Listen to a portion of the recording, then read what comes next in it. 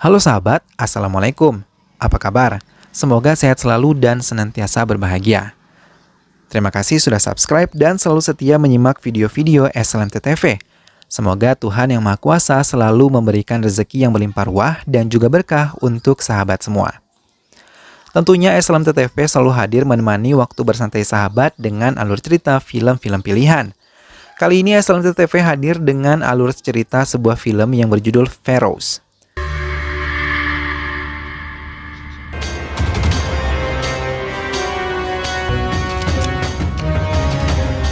Baiklah, tanpa perlu berlama lagi, langsung saja kita simak. Ini dia alur cerita selengkapnya.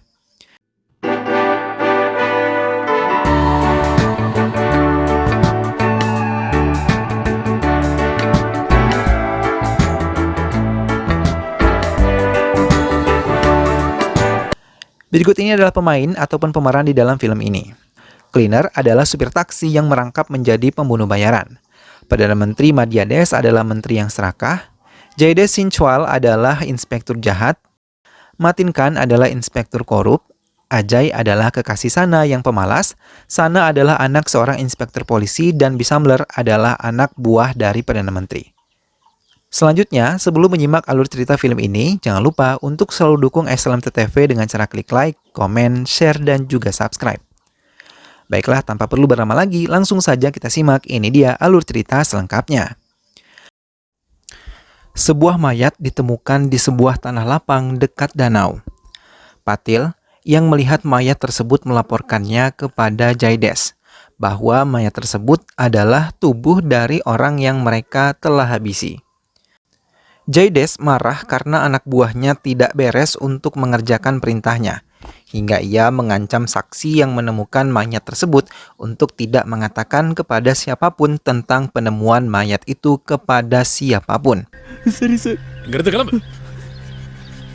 Setelah semua orang pergi dari tempat ditemukannya mayat tersebut, Jaidesh meminta dua anak buahnya untuk mengubur mayat itu jauh dari tempat keramaian sebelum mereka pergi ke sebuah alamat sesuai dengan instruksi dari inspektur mereka.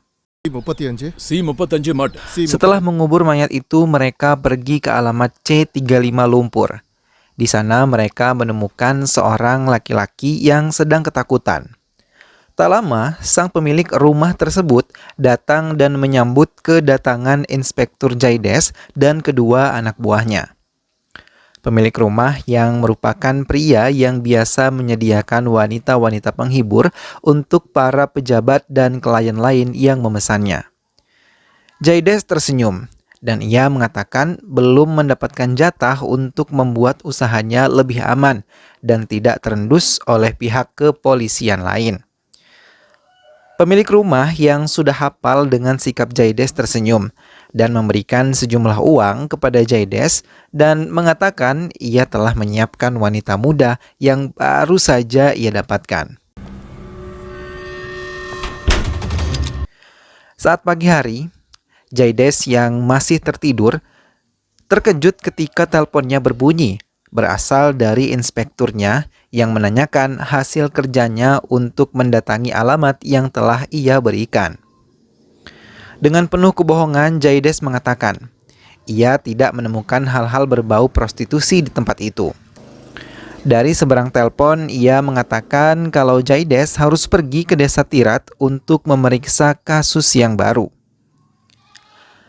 Saat mereka tiba di sana, mereka sudah melihat beberapa warga telah berkumpul karena ditemukan sebuah tubuh yang telah hancur tergiling mesin penggiling padi yang ada di tempat itu. Mereka bahkan melihat mesin tersebut berbau anyir darah dan melihat genangan darah di hadapan mesin tersebut. Patil menemukan sebuah dompet yang sudah sedikit terkoyak dan Jaidesh mengatakan untuk tidak menuliskannya dalam laporan. Sampai di rumah, Jaidesh membersihkan bercak darah yang ada di dompet tersebut. Ia menemukan tanda pengenal dari korban tersebut yang bernama Matin Khan. Ia mengajak dua anak buahnya untuk mendatangi rumah Matin Khan untuk mencari beberapa petunjuk hingga mereka menemukan sekoper uang yang berada di bawah ranjang. Sir! Jaides juga menemukan buku harian Matin Khan. Setelah mengambil itu semua, Jaides menyelidiki beberapa rekaman CCTV kegiatan Matin Khan yang telah terekam.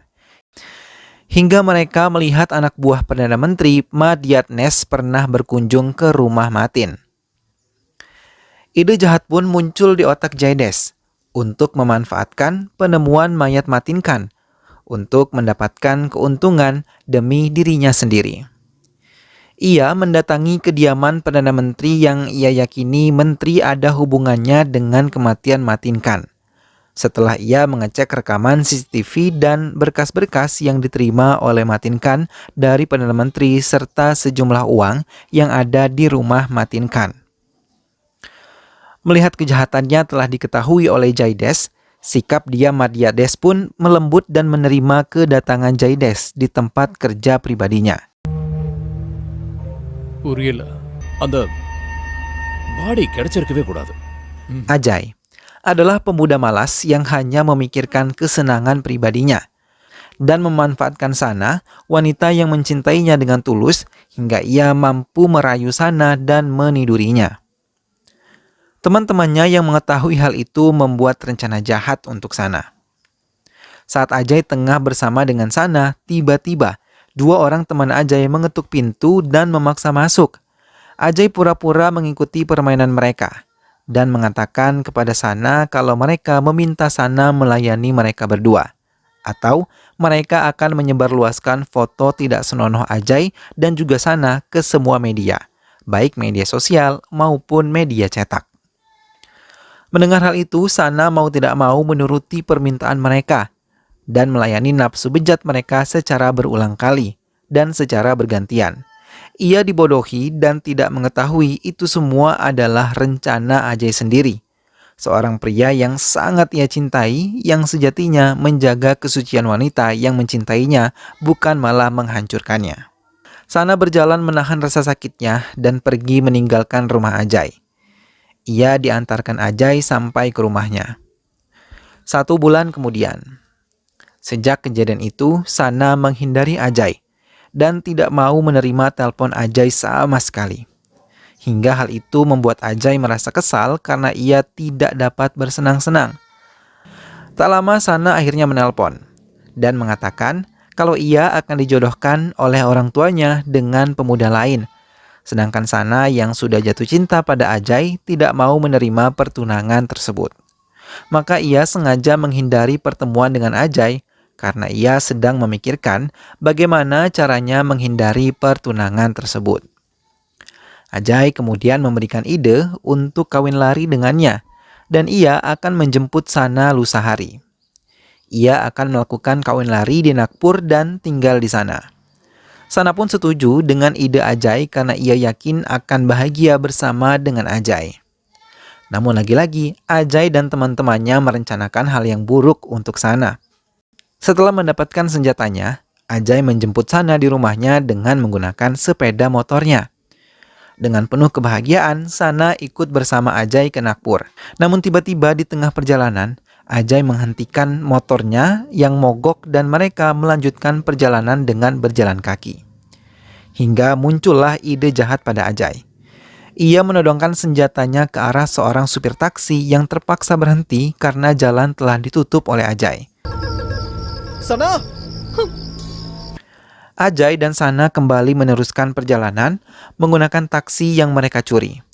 Namun, lagi-lagi Ajay menghentikan mobilnya dan membiarkan 2 orang temannya menumpang ke mobil tersebut. Melihat 2 orang yang telah melecehkannya, Sana ketakutan dan mencoba melarikan diri, namun Ajay dan kedua temannya memukul Sana hingga ia pingsan.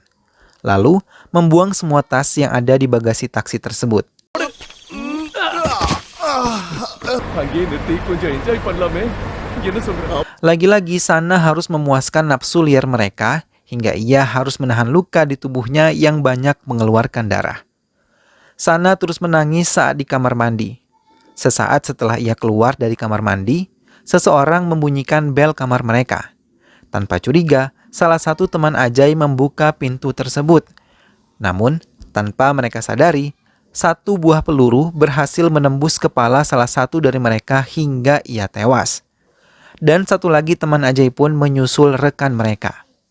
Teman-teman Ajay tewas oleh seorang yang dibawa oleh supir taksi yang taksinya Ajay ambil. Ajay langsung diminta menunjukkan keberadaan tas-tas yang ada di bagasi tersebut hingga ia terpaksa memberitahu supir taksi itu keberadaan tas tersebut. Sementara sana yang lagi-lagi akan dilecehkan oleh rekan supir taksi tersebut mencoba melawan hingga ia berhasil menghabisinya dan sana langsung berlari meninggalkan kamar tersebut. Supir taksi itu terus menelpon temannya yang berada di kamar hotel, namun ia tidak mendapatkan jawaban. Maka supir taksi tersebut langsung kembali ke hotel dan menemukan temannya telah tewas dengan luka di sepanjang dadanya. Beberapa hari yang lalu, Matin Khan seorang polisi menerima suap untuk memberikan surat izin pembangunan di wilayah berpasir. அந்த இடம் மூழ்கி போயிடும் சார். நீங்க போர்வெல் ஸ்டேஷனுக்கு வந்துருங்க. Matin Khan pun menjalankan rencana pembangunan dan Bisamler yang melihat keberhasilan Matin Khan mengajaknya menemui Perdana Menteri karena proyek tersebut adalah milik Perdana Menteri Madhya Desh. என்னன்னா கிணறே தாகமா இருக்கிறவங்க கிட்ட வந்திருக்கே. Dengan penuh semangat, Matin Khan menjalankan proyek tersebut bersama orang-orang yang ia percaya, hingga ia berhasil mendapatkan sertifikat tanah tersebut tentang pembebasan lahan. Melihat hasil kerja Matin Khan yang bagus, Menteri sangat senang dan memanggil Matin Khan untuk memberikan hadiah sebagai buah keberhasilannya. Ia mendapatkan sejumlah uang yang telah dijanjikan dan menjamunya dengan minuman beralkohol. Namun tanpa Matin Khan sadari, semua kegiatannya terekam kamera yang terpasang di sebuah boneka. கண்டிப்பா. Lagi-lagi Menteri Madhya Desh memberikan proyek besar untuk Matin Khan. Ia mau Matin Khan mengubah tanah pertanian miliknya di Bak Tampur menjadi tanah komersil. Madhya Desh menjanjikan uang yang lebih banyak dari proyek sebelumnya. Mendapat peluang lebih besar lagi, Matin Khan meminta Madhya Desh untuk memberikan uang yang lebih banyak dari yang telah dijanjikan sebelumnya oleh menteri tersebut. Namun menteri merasa keberatan saat Matin Khan meminta uang lebih atas kerja kerasnya. Ia malah menunjukkan rekaman pembicaraan sebelumnya. Namun Matin Khan sama sekali tidak takut. Ia bahkan mengancam balik Madhya Desh untuk membuka semua aib dan kejahatan yang telah dilakukan oleh Madhya Desh. கவனமா இருங்க சார், அதுதான் நல்லது. Bisamler menghubungi Matin Khan dan memintanya datang sekaligus meminta maaf kepada Matin Khan atas kesalahpahamannya beberapa hari lalu. Ia juga telah menghapus video rekaman dan meminta Matin Khan datang menemuinya malam ini. Matin Khan mendatangi Bisamler dan saat mereka berbicara, tiba-tiba beberapa anak buah Bisamler datang dan menikam leher Matin Khan, serta beberapa orang menusuk perut Matin Khan hingga ia tewas. Supir taksi yang biasa dipanggil cleaner merupakan supir taksi sekaligus pembunuh bayaran yang biasa melakukan tugasnya sambil mengantar penumpang-penumpangnya. Maki Java, Yes? உங்களுக்கு கொரியர் வந்திருக்கு. Kali ini Bisamler menghubunginya untuk membereskan tubuh Matin Khan yang ada di ruangan Bisamler. Setelah mendapatkan alamatnya, cleaner mendatangi alamat tersebut dan membawanya dengan memasukkan tubuh itu ke dalam sebuah koper. Kemudian ia memasukkannya ke dalam bagasi taksi miliknya. Namun, di tengah perjalanan ia malah kehilangan mobilnya karena Ajay mengambil mobil tersebut. Maka ia meminta bantuan Matan untuk datang menemuinya. Sementara ia sendiri mencari keberadaan taksinya mengikuti GPS yang terpasang di taksinya itu. Head towards east and take right towards Masjid. Matan sampai ke hotel tersebut dengan kunci cadangan yang ia miliki. Kemudian mereka bisa membuka bagasi mobil tersebut dan terkejut ketika melihat koper dalam bagasi tersebut sudah tidak ada. Maka ia bersama Matan mendatangi kamar tempat Ajay berada. Sampai di sana, mereka tidak mampu mengendalikan emosi mereka hingga menghabisi kedua teman Ajay dan berhasil mendapatkan tas yang mereka inginkan. Di sebuah tanah kosong yang terdapat mesin penggiling padi, ia memasukkan tubuh Matin Khan tersebut ke dalam mesin itu, lalu menggilingnya sampai hancur. Sementara Sana yang terus berlari menyelamatkan diri, berhasil ditemukan oleh keluarganya. Ia memeluk erat ibunya dan menangis haru, menangisi kebodohannya selama ini. Setelah menyelesaikan tugasnya, ia menemui Bisamler. Tapi lagi-lagi Perdana Menteri berbuat curang. Ia memerintahkan anak buahnya untuk menghabisi Cleaner dan menyerangnya dari belakang. Tak lama kemudian, Cleaner pingsan dan semua orang telah berkumpul untuk melihat kematian Cleaner. Jaides diminta untuk menghabisi Cleaner oleh Perdana Menteri tersebut. Sebagai bukti, ia akan menjadi kaki tangan yang setia kepadanya.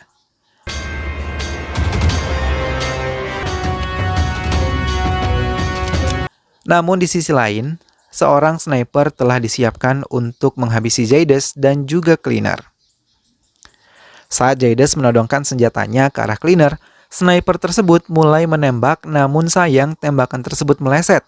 Dan melihat kesempatan itu, Cleaner mengambil senjata milik Jaides dan langsung menembak dirinya hingga ia tewas. Ia lalu menembak satu persatu anak buah menteri yang berada di sana, termasuk Bisamler. Dan di antara mereka terdapat Ajay yang sangat dendam kepada Cleaner. Namun dengan mudah, Cleaner menghabisi Ajay dan semuanya akhirnya bisa ia habisi. Termasuk Menteri Madhyades. Ia berhasil membunuhnya juga. Setelah semuanya telah tewas, Cleaner mengumpulkan mayat mereka di dalam satu lubang, kemudian ia menyiram bensin ke tubuh mereka, lalu membakarnya. Setelah mereka semua terbakar, Cleaner lalu pergi meninggalkan tempat tersebut. Dan film pun selesai. Nah sahabat, itulah tadi alur cerita dari film Feroz. Dari film ini kita bisa melihat bahwa kekejaman tidak akan pernah membawa kebaikan. Yang ada hanyalah saling membalas dendam dan semuanya akan berujung kepada kebinasaan. Selain itu, kita juga melihat bahwa ketidakhormatan Sana kepada orang tuanya membawanya kepada keterpurukan. Semoga kita semua terhindar dari sifat-sifat yang dapat merugikan dan selalu berbuat baik di dalam kehidupan. Sampai berjumpa lagi di alur cerita film-film selanjutnya. Terima kasih sudah menyimak video ini sampai akhir. Dan ingat untuk selalu dukung SLMT TV dengan cara klik like, komen, share, dan juga subscribe. Sampai ketemu lagi sahabat, sehat selalu dan wassalamualaikum.